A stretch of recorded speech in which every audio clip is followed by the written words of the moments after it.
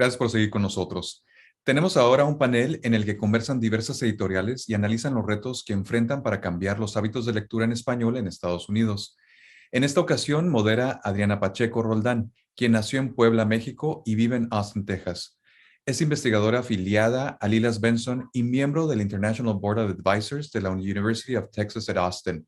También es cofundadora de la sección Siglo XIX en Latin American Studies Association y fundadora del proyecto Escritoras Mexicanas Contemporáneas, así como del primer podcast sobre escritoras contemporáneas, Hablemos Escritoras, y de la distribuidora y comercializadora de literatura en español por mujeres, Shop Escritoras. Adriana, te cedo la palabra.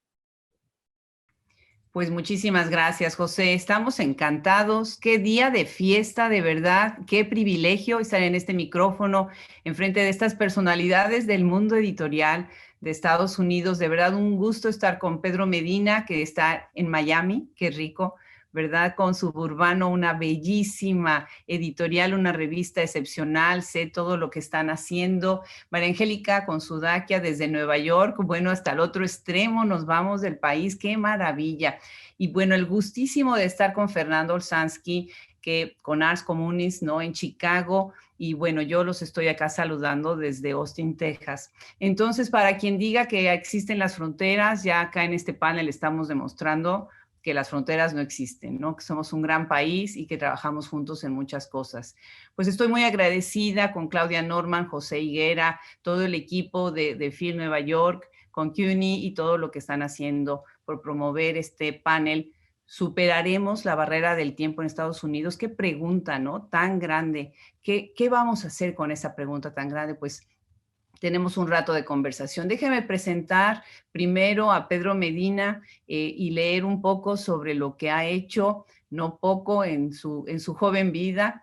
Bueno, él es peruano, el talento de los peruanos de verdad siempre me asombra. Su novela Varsovia ganó el Florida Book Award en el 2017 y es autor de los libros Mañana no te veré en Miami, Marginal Tour, Una vuelta por la cultura popular de Miami, Americana, la chica más pop de South Beach, y es editor de las antologías Viaje One Way y Miami Unplugged.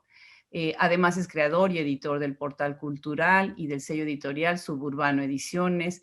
Como gestor cultural ha sido co-creador de los programas Pido la Palabra, Cuento Manía, Miami Film Machine, Miami Literario, Escribe Aquí. Ha sido galardonado con la beca Knight Arts Challenge for la Knight Foundation Center. Es conferencista en temas de historia, de cultura popular de Miami para la Florida.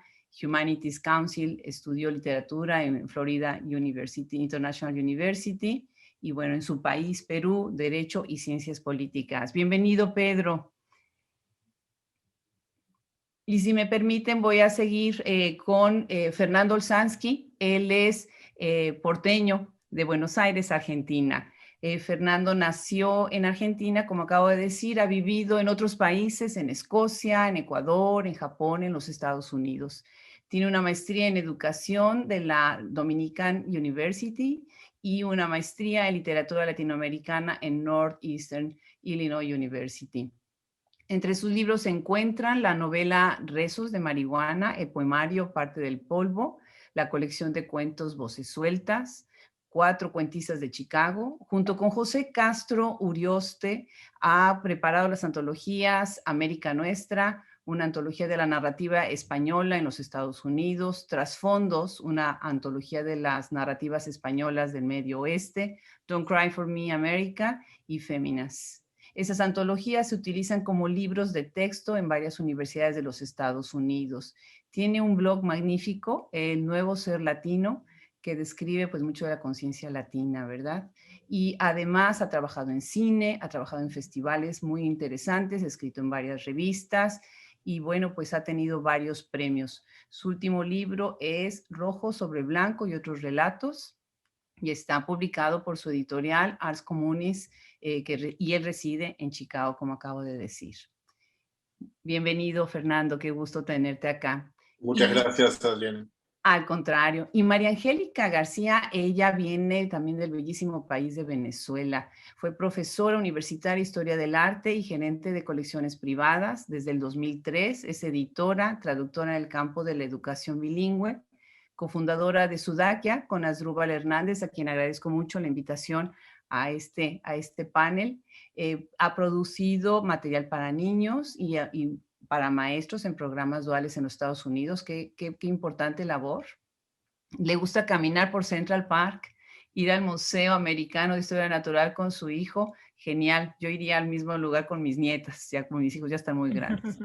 Y bueno, pues estoy muy contenta de que hoy empecemos primero esta conversación con la pregunta. Voy a empezar con el título. ¿Sí? Si el título del panel dice, superaremos la barrera del tiempo en Estados Unidos, ¿cuál dirían ustedes, quien quiera primero contestar esta pregunta? ¿Es esa barrera de tiempo que tenemos que superar las editoriales dentro de los Estados Unidos y todos los que promovemos el lenguaje, el idioma español y la lectura en español?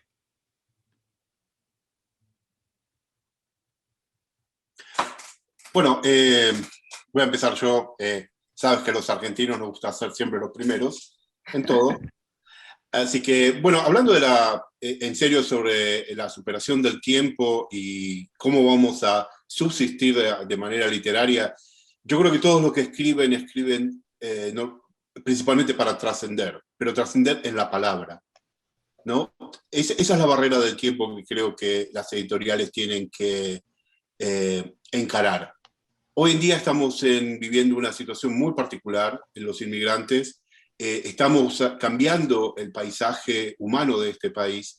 Por eso me parece que es importante documentar lo que sucede en este momento, para que este tiempo se refleje en nuestros hijos, se refleje en nuestros nietos y en todas las generaciones que vienen adelante.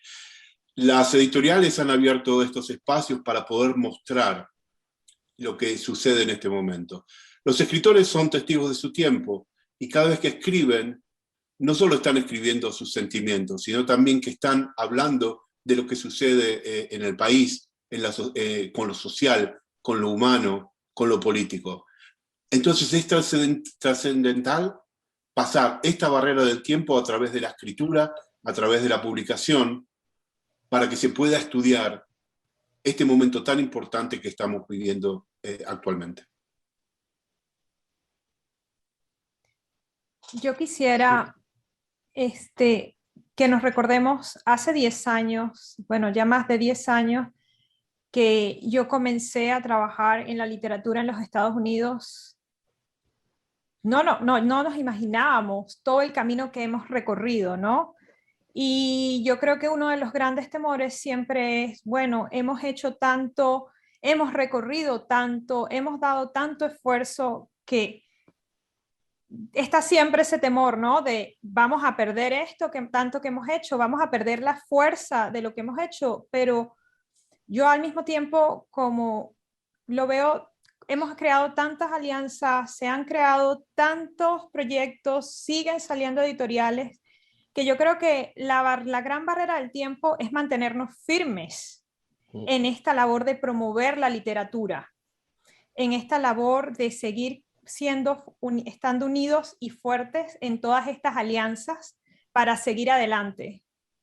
Creo que esa es la barrera que nosotros tenemos, la del cansancio más la del tiempo, ¿no? La de la esperanza, de seguir en esta labor de hormiga, sin pausa, hasta si no conseguir más frutos y mantener los espacios que hemos conseguido, básicamente. Sí. Claro que sí. Yo quisiera agregar, lo que pasa es que como no los veo, no sé en qué momento intervenir en la conversación. Voy a esperar a que haya preguntas, esperar que ustedes terminen y yo participo después, si les parece. Sí, totalmente de acuerdo. A mí también me gustaría agregar con esto de superar, digamos, la barrera del tiempo tú mencionas, María Angélica, tenemos 10 años, hemos avanzado muchísimo, hemos logrado muchísimo, definitivamente, ¿no? Pero yo creo que llega el momento, por ejemplo, después de 10 años, en que uno debe también de sentarse y replantearse ciertas cosas, ¿no? Ok, ¿hasta dónde vamos a llegar con esto? Digamos, ¿hasta dónde lo vamos a llevar?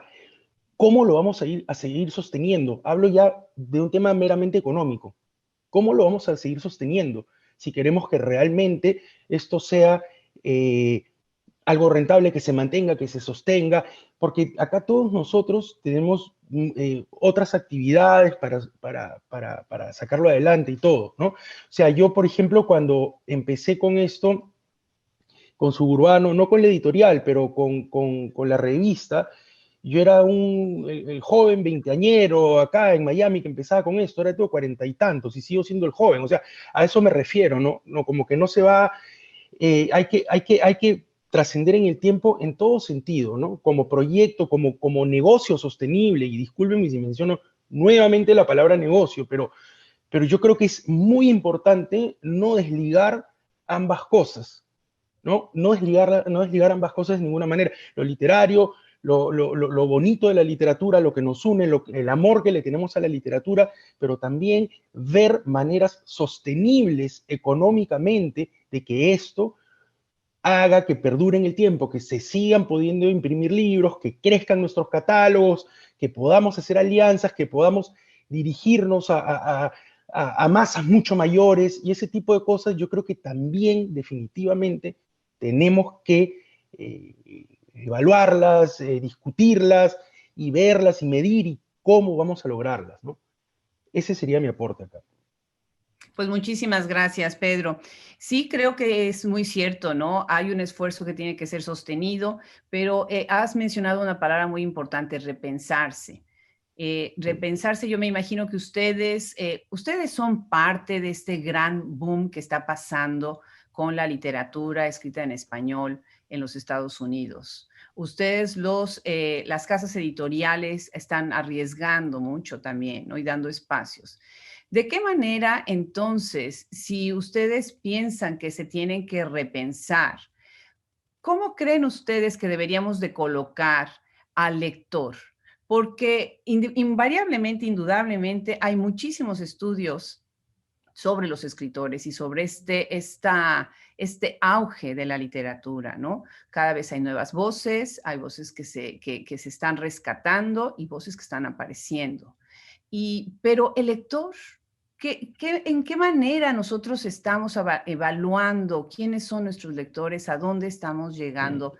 No sé si quisieras, empecemos de nuevo en el orden que ya lo tomamos. Fernando, si quisieras hacer un comentario sobre cómo saber quién es el lector en un país como los Estados Unidos, con 50 millones de hispanohablantes y siendo el segundo país del mundo hablando español.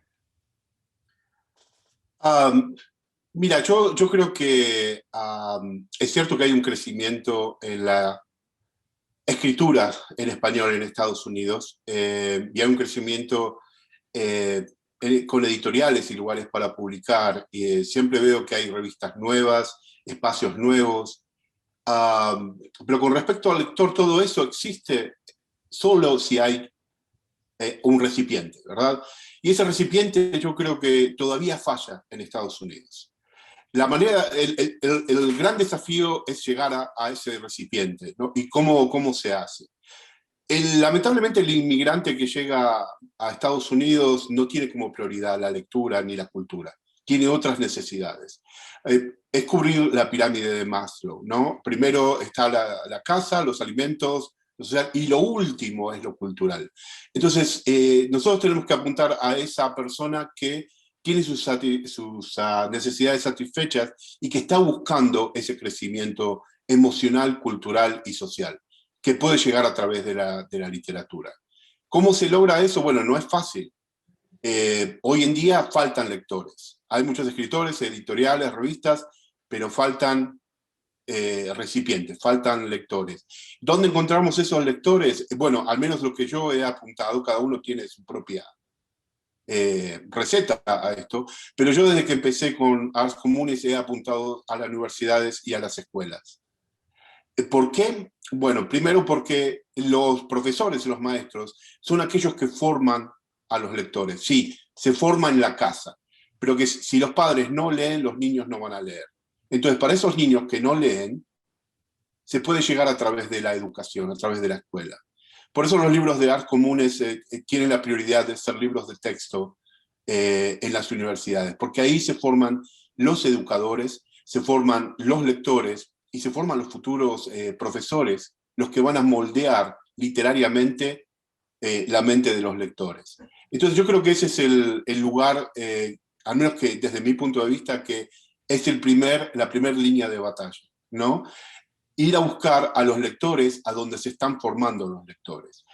Y después, bueno, también hay que generar eventos, ¿no? Eventos donde el público puede ir, donde se genera la curiosidad y donde también se pueden llegar a vender estos libros. El lector no va a venir a buscar los libros, primero porque no hay muchas librerías en español que puedan ofrecer, especialmente de nosotros, las editoriales independientes, ¿no? Falta ese tipo de espacios donde se pueden ofrecer los libros.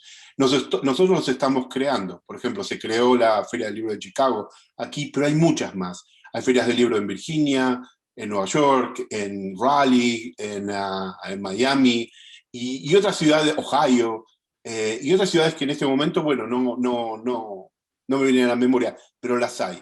Y este tipo de eventos, este tipo de generación cultural, hay que salir a buscarla al principio, para formar esos lectores y para que esos lectores puedan tener el producto que nosotros también ofrecemos. Claro, claro. ¿Quieres agregar algo, María Angélica?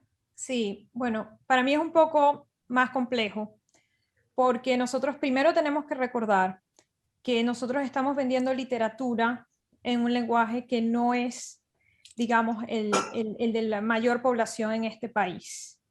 Luego, cuando nosotros hablamos de literatura, la concepción de la literatura en español, la concepción hispana de la literatura no se relaciona con la concepción de literatura que nosotros vemos aquí en las personas angloparlantes. Yo recuerdo cuando nosotros comenzamos a concebir Sudakia, nosotros sabíamos que nosotros no íbamos contra los libros. Nosotros íbamos contra el entertainment en general, contra todo el entretenimiento. Nosotros vamos contra el teatro, nosotros vamos contra la televisión, contra el streaming, los canales de streaming. Nosotros vamos contra todo lo que es el entretenimiento.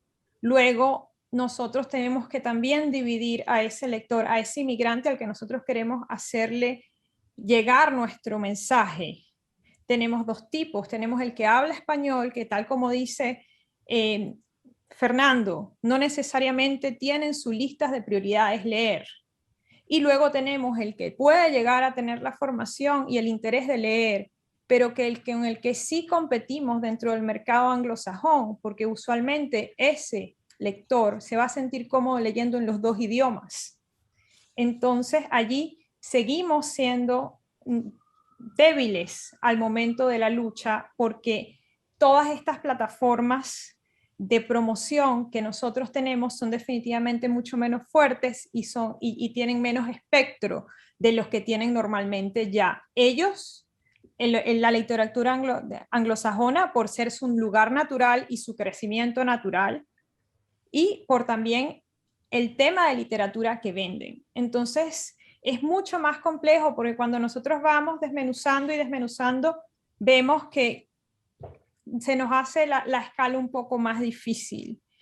Pero hay otro punto también muy importante, porque en el momento en que nosotros concentramos esas personas y logramos identificar y llamar la atención de ese grupo que quiere leer en español, que está en las universidades, que quiere escribir, este inmigrante que quiere conectarse con sus raíces, pasa algo, y aquí voy a conectar con lo que dijo Pedro anteriormente. Este lector, nosotros lo tenemos que educar, porque todavía, como la creación artística, la literatura tiene muchos mitos a su alrededor, está muy romantizada, y a la gente, y en un momento, tal como dijo Fernando, en que hay más escritores que lectores, hay que recordarles a estos lectores cuál es la función de una editorial, cuál es el trabajo que hay detrás de todas estas instituciones educativas, literarias, culturales, cuando organizan un evento, todo el trabajo que esto lleva así como el mismo trabajo del escritor, que al escritor no le va a llegar la musa y van a salir 500 páginas. Es un trabajo de investigación, de trabajo, de dedicación, de mucho sacrificio, que luego llega al editor, quien toma de su tiempo, y usualmente todos los que estamos acá tenemos otro trabajo, tomamos de nuestro tiempo de familia, de nuestro tiempo de entretenimiento y de placer para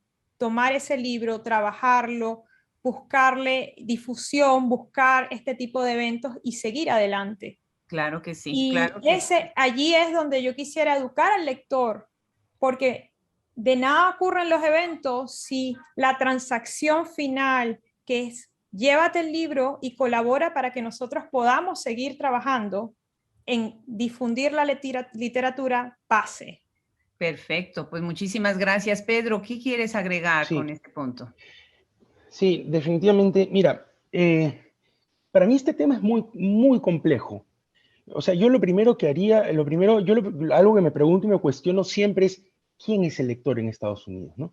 O sea, lo primero, podríamos quedarnos soltando hipótesis y especulando 10 días o más, ¿no?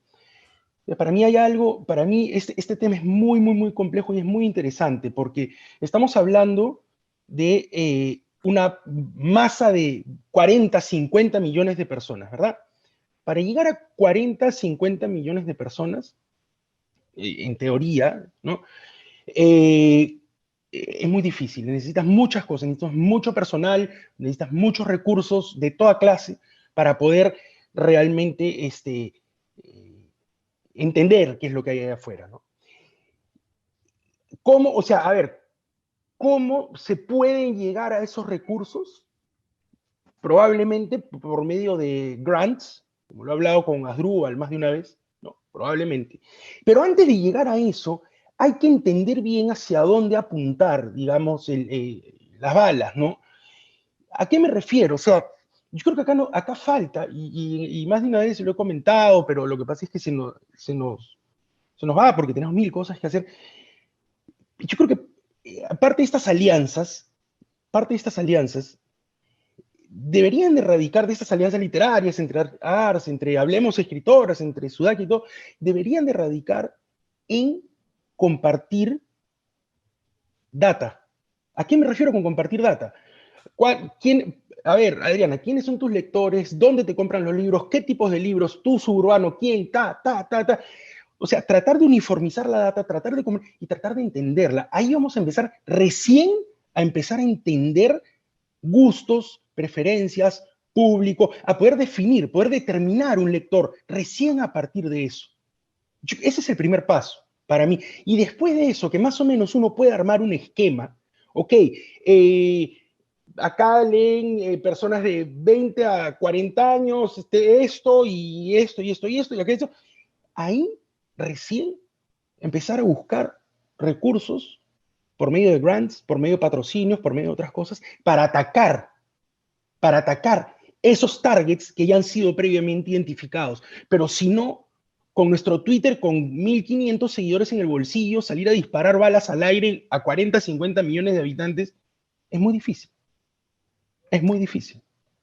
Es muy interesante lo que están diciendo los tres. Desde cada perspectiva están tomando puntos neurálgicos que yo creo que se tienen que revisar.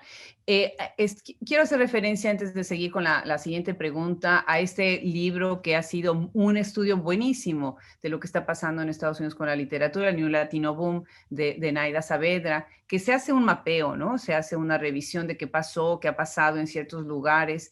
Y yo lo que me pregunto es, ¿por qué no tener fondos para que se haga el mismo estudio? Lo que está diciendo ahorita Pedro, desde una universidad, desde un centro de estudios, hacer una revisión, una radiografía, ¿sí?, de lo que es el país en general en cuestión de lectores, porque además nos enfrentamos a otro punto, y ahí va mi pregunta, ¿no? Y lo hemos comentado ahorita que he tenido el gusto de tener a Fernando en el podcast.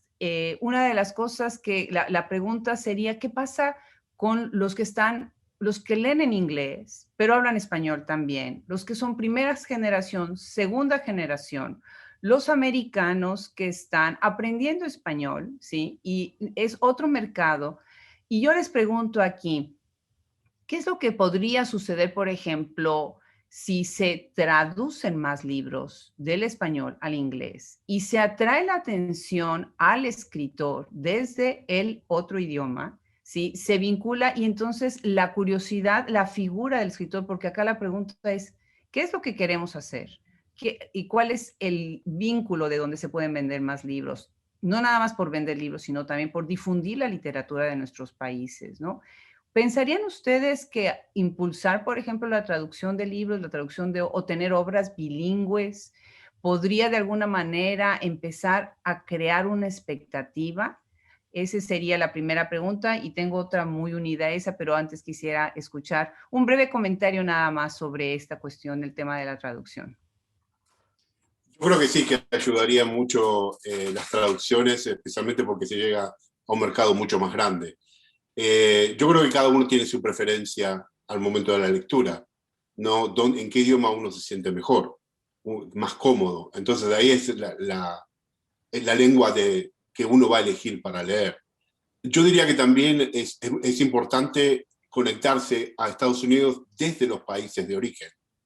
Hoy, por ejemplo, los escritores de origen mexicano se hacen famosos en México para poder entrar al mercado norteamericano, ¿no? Incluso viviendo dentro de Estados Unidos. Se publica allá, pero como la referencia es el país de origen, uno siempre lee lo que está pasando en su país de origen, eso se refleja directamente en Estados Unidos, ¿no? Entonces hay una comunicación muy fuerte. Esto lo digo como para agrandar el efecto lateral, no es como un efecto mariposa, digamos. Se aletea en otro lugar, pero la reverberación llega a Estados Unidos. Evidentemente la traducción es importante para llegar a un mercado que en este momento no estamos llegando, pero también es importante desde el país de origen influenciar la población que tenemos aquí. Porque, por ejemplo, lo que sucede en México se reproduce en la academia, que es de origen mexicano, en los lectores que son mexicanos y en aquellos que están continuamente informándose desde el país de origen. Y digo México simplemente como ejemplo, porque lo mismo pasa con los otros países, con Cuba, Puerto Rico, España. Lo que sucede allí se refleja directamente acá. Y aquí el mercado todavía está por explotar. Entonces, yo creo que usando cualquier referencia para entrar dentro del mercado de Estados Unidos y multiplicar el efecto es muy positivo. Pero acá, antes de que sigamos con el comentario de los demás, yo pensaría en lo que dice Pedro, ¿no? O sea, tenemos regiones en Estados Unidos que están completamente vacías de información. No sabemos cómo llegar a esos estados, a esas regiones dentro del país. Y no sabemos si ellos leen revistas de, por ejemplo, una escritora o un escritor publicado en México o en Argentina o en otro país, ¿no?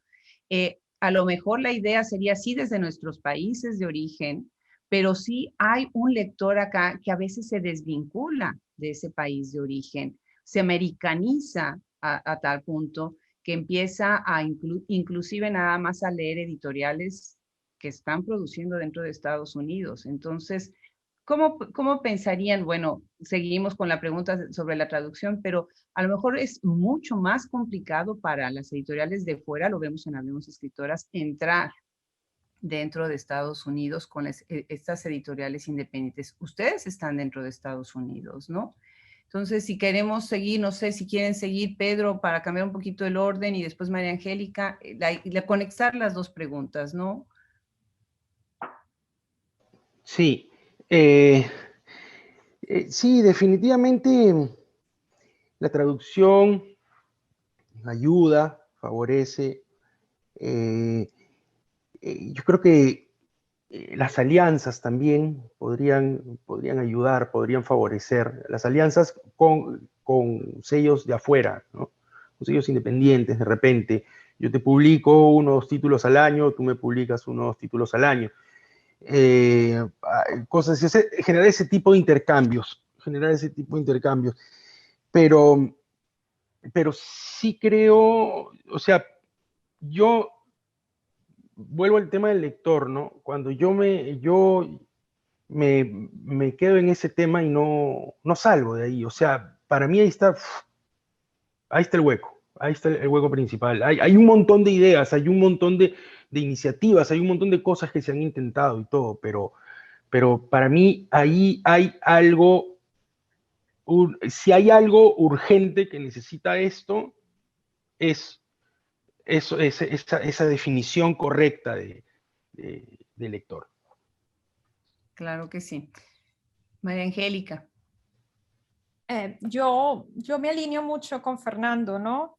Porque una de las cosas que nosotros hemos aprendido en Sudakia es que definitivamente este lector al que nosotros estamos tratando de llegarle aquí y que quiere leer en español, está conectado con la tendencia de su país, está conectado con los medios de su país, con las revistas y con la información que recibe de su país.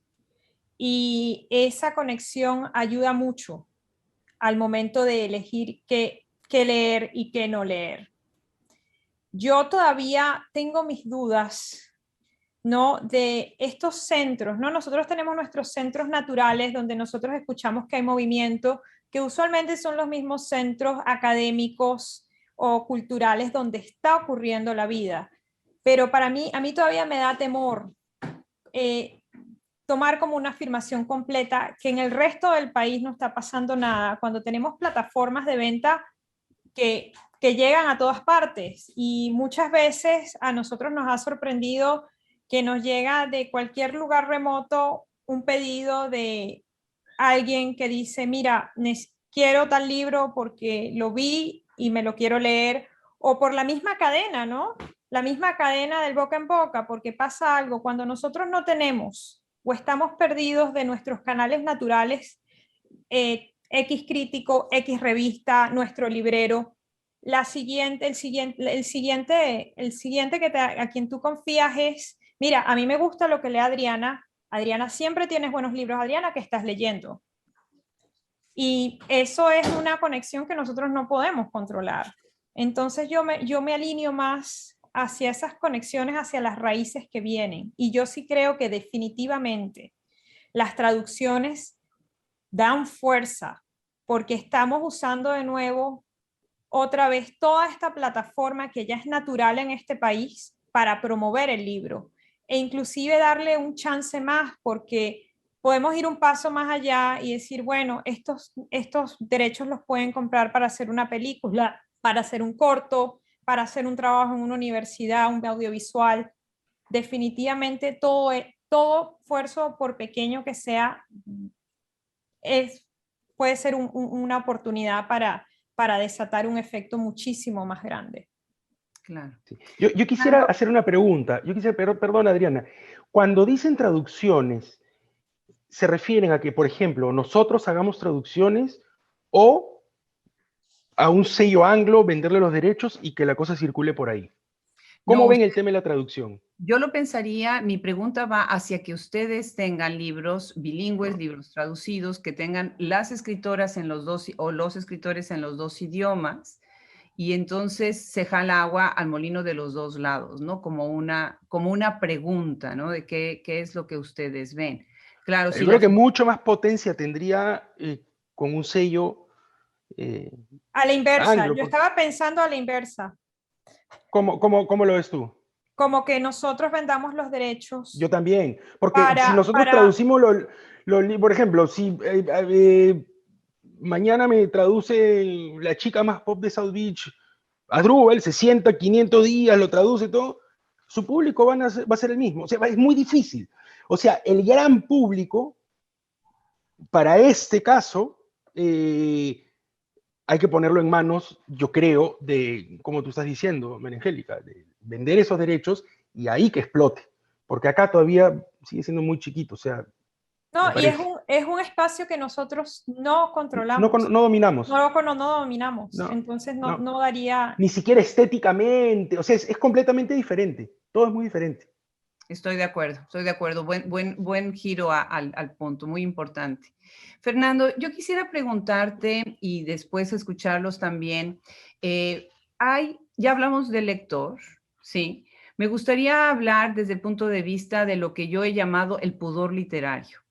O sea, José Martí, en la época del siglo XIX, cuando apareció el telégrafo, se revolucionó por completo la idea del escritor, porque el escritor de repente podía mandar por telégrafo a España sus libros y se los publicaban. En ese momento fue un momento en donde el escritor se convirtió en una celebridad internacional, atravesó las fronteras, ¿no?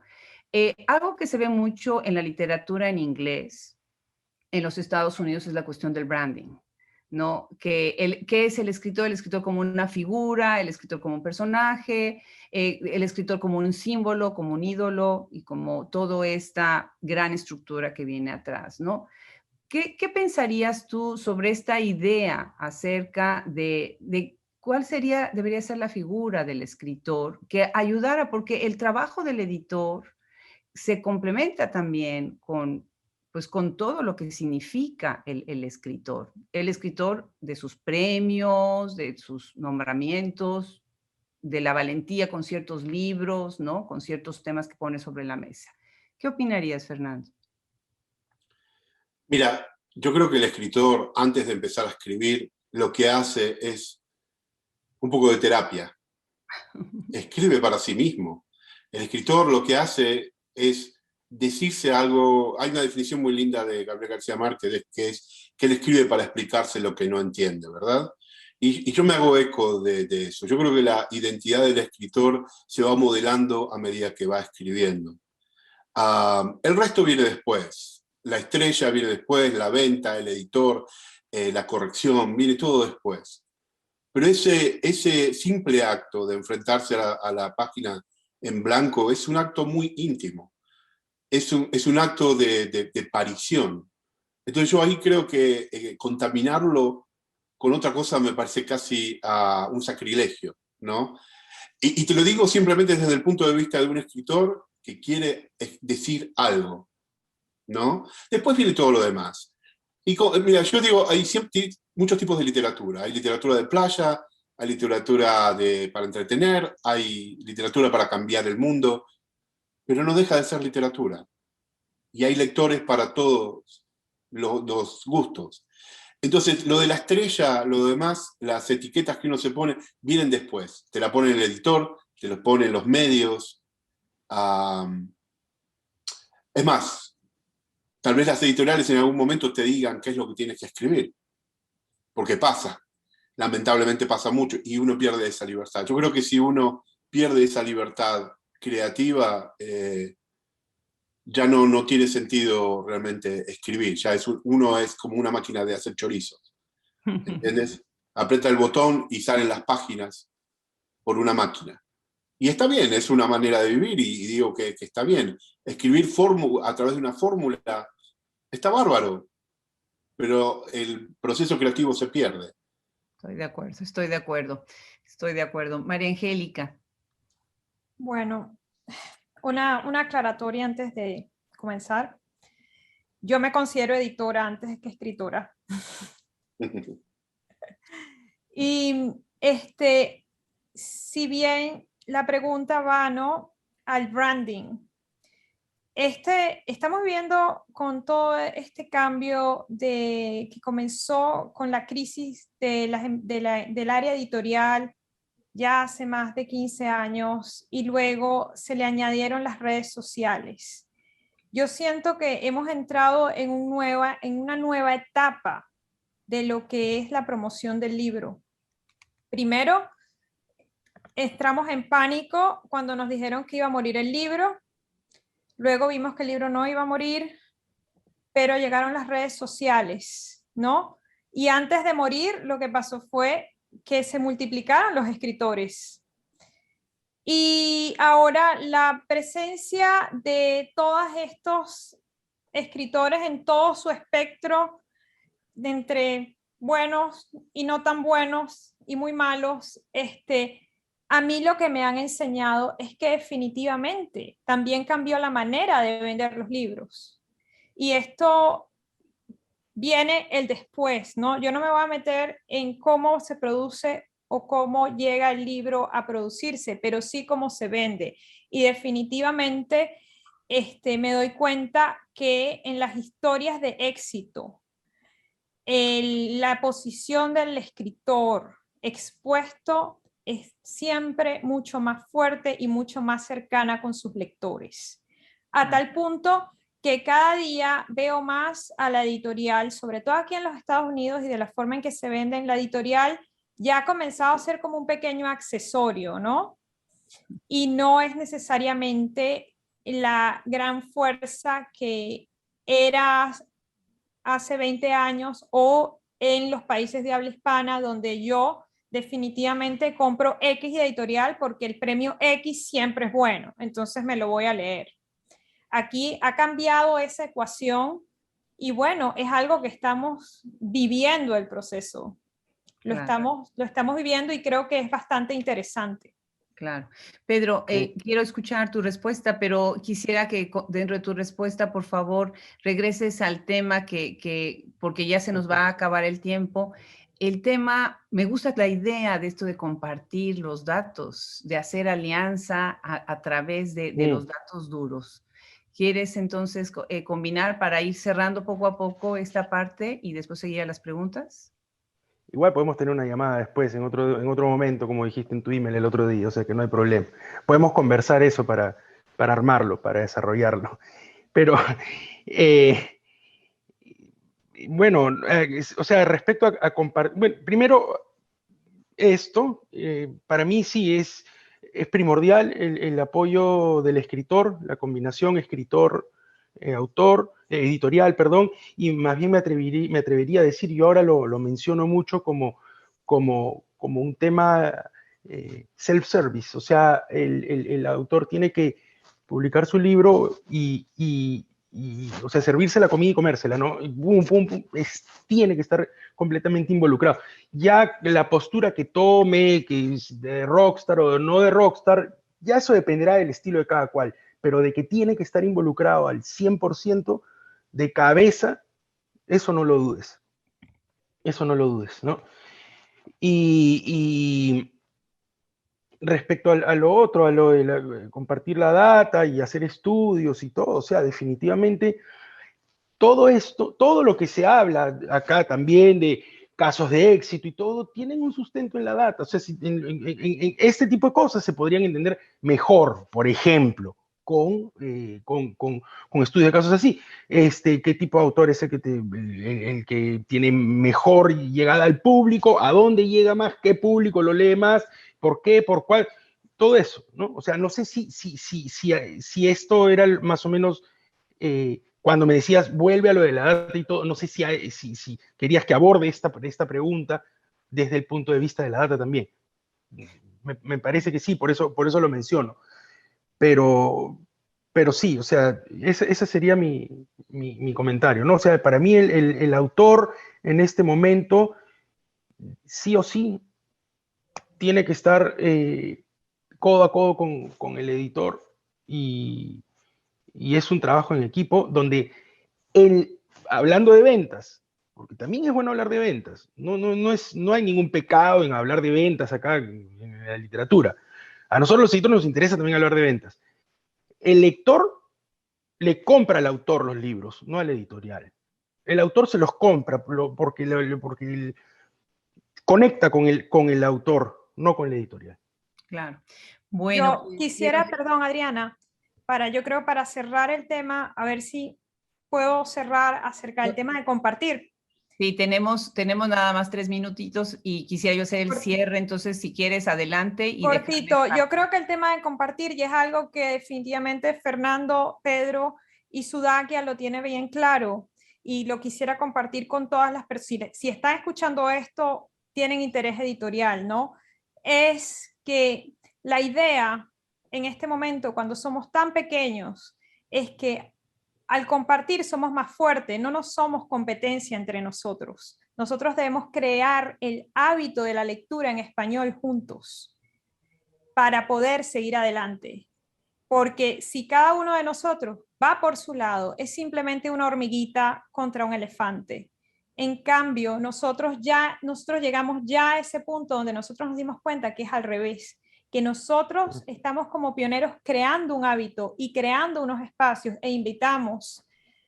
Vamos a sobrevivir mientras estemos todos unidos, mientras gente como tú venga a ayudar a hacer eventos, mientras más editoriales nos unamos, porque realmente no estamos en un punto en que no somos competencia. Claro, claro.